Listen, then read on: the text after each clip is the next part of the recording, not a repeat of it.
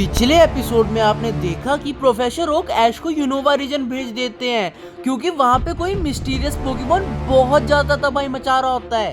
अब ऐश वहाँ पहुँचता है तो वो देखता है वो पोकेमोन और कोई नहीं म्यूटू है, जिसे टीम रॉकेट का बॉस मतलब जियोवानी कंट्रोल कर रहा होता है, वो भी एक रिमोट से। ऐश के जियोवानी से रिमोट छीनते छीनते वो रिमोट टूट जाता है और म्यूटू आउट ऑफ कंट्रोल हो जाता है। अब म्यूटू सबके ऊपर अटैक करने लग जाता है और ऊपर से वहां से जियोवानी भाग जाता है। तो गाइस, अगर तुमने मेरा पुराना एपिसोड नहीं देखा तो जल्दी जाके देखो, बहुत ही अच्छा एपिसोड है, link is in the description. और अगर तुम्हें नहीं देखना तो फिर कोई दिक्कत नहीं, मैंने तुम्हें सारी समरी बता दी है। शुरू करने से पहले गाइस सब्सक्राइब कर लो गाइस, बस 1 सेकंड लगता है सब्सक्राइब करने में यार, प्लीज। तो चारिज़ार्ड और ग्रीनिंजा में कौन अच्छा है उसके पीछे ना लड़ते हुए शुरू करते हैं। ऐश बहुत ज्यादा परेशानी में होता है कि आगे वो क्या करेगा। म्यूटू सबके ऊपर शैडो बॉल फेंक के जा रहा था। म्यूटू की आंखें लाल हो चुकी थी, वो अब टीम रॉकेट के मेंबर को भी नहीं छोड़ रहा था, उनको भी मार रहा था। ऊपर से पिछले एपिसोड में तुमने देखा होगा कि ऐश का चारिज़ार्ड घायल हो चुका था म्यूटू से लड़ाई करने के साथ, और ऊपर से अब ग्रीनिंजा भी थक चुका था। अभी भी ग्रीनिंजा अपनी बॉन्ड फॉर्म में था और वो अभी भी लड़ सकता था। ऐश ग्रीनिंजा फिर म्यूटू से लड़ने लग जाता है। उन दोनों की पावर इतनी होती है कि पूरी बिल्डिंग हिल रही होती है। कभी म्यूटू ज्यादा शक्तिशाली लग रहा था, कभी ग्रीनिंजा।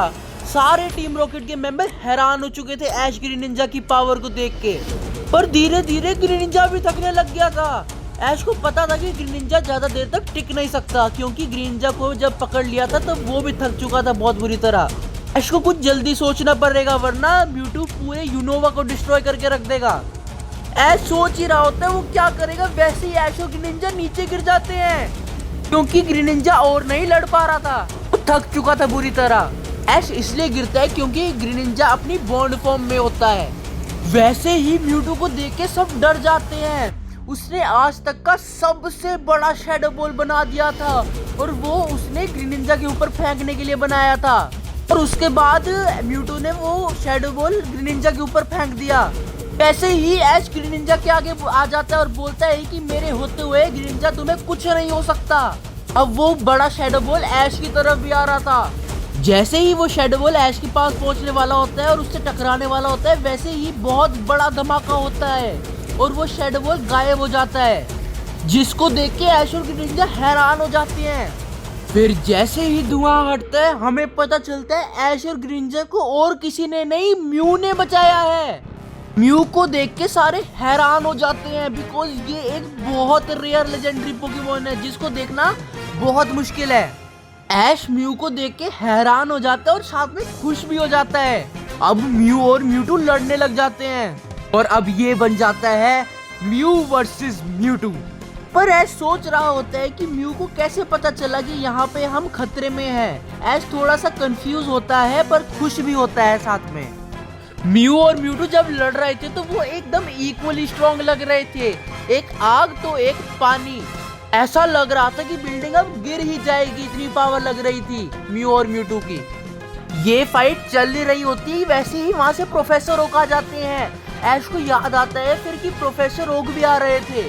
प्रोफेसर ये नजारा देख के हैरान हो जाते हैं, उन्होंने ऐसा नजारा बहुत कम देखा था। फिर ऐश प्रोफेसर ओक को हाथ दे देता है कि यहाँ पे आ जाओ। जब प्रोफेसर ओक ऐश के पास पहुँचते हैं तो ऐश फिर सब कुछ बता देता है प्रोफेसर ओक को जो यहाँ पे पहले हुआ था। फिर प्रोफेसर ओक बताते हैं कि अगर हमें म्यूटू को रोकना है तो उसके पीछे जो डिवाइस लगा है उसे तोड़ना पड़ेगा। फिर ऐश जोर से म्यू चिल्लाता है और बोलते हैं कि अगर हमें म्यूटू को रोकना है तो उसके लिए उसके पीछे जो डिवाइस लगा है उसे तोड़ना पड़ेगा। म्यू ऐश की बात समझ जाता है और पीछे वाले डिवाइस को तोड़ने की कोशिश करता है। वो चुपके से पीछे से डिवाइस तोड़ने ही वाला होता है, पर तभी म्यूटू को पता चल जाता है और वो उसे देख लेता है और साइकिक बीम यूज कर देता है म्यू के ऊपर।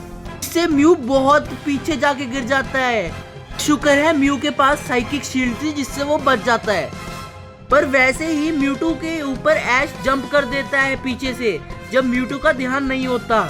म्यूटू ऐश को नीचे गिराने की बहुत कोशिश करता है पर वो नीचे नहीं गिरता, वो टिका रहता है वहाँ पे। फिर ऐश जैसे तैसे वो उस डिवाइस को तोड़ देता है, पर जैसे ही वो उसे तोड़ता है वैसे ही म्यूटू उसे बिल्डिंग से नीचे की फेंक देता है। प्रोफेसर ओक जोर से ऐश चिल्लाते हैं। ऐश नीचे जमीन में गिरने ही वाला होता है बड़ी तेजी से, पर म्यूटू उसे पकड़ लेता है।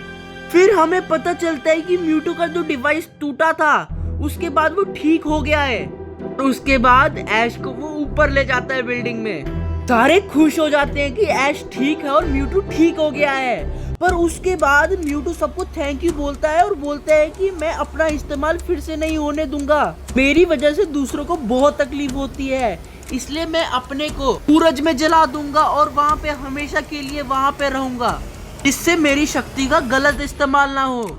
ये सब सुन के सारे लोग वहाँ पे हैरान हो जाते हैं और बोलते हैं कि ऐसा मत करना म्यूटू। पर म्यूटू किसी की भी नहीं सुनता और वो बिल्डिंग तोड़ के सूरज की तरफ बढ़ने लग जाता है। वो सूरज की तरफ बढ़ ही रहा होता है और वैसे ही वो देखता है कि उसकी पीठ में कोई है और वो और कोई नहीं ऐश होता है। उसे पता नहीं चला था कि उसकी पीठ में ऐश बैठा हुआ है। म्यूटू बोलता है कि तुम यहाँ क्यों आए और तुमने ऐसा क्यों किया, जिसमें ऐश बोलता है कि तुम्हें मैं ऐसा नहीं करने दूंगा, तुम मेरे एक बहुत अच्छे साथी हो, तुमने मेरी पास में बहुत मदद की और कभी कभी हमारी लड़ाई भी हुई है, पर मुझे ये बात जरूर पता है कि तुम एक बहुत अच्छे और सच्चे हो, तुम दूसरों की वजह से अपने साथ ऐसा नहीं कर सकते।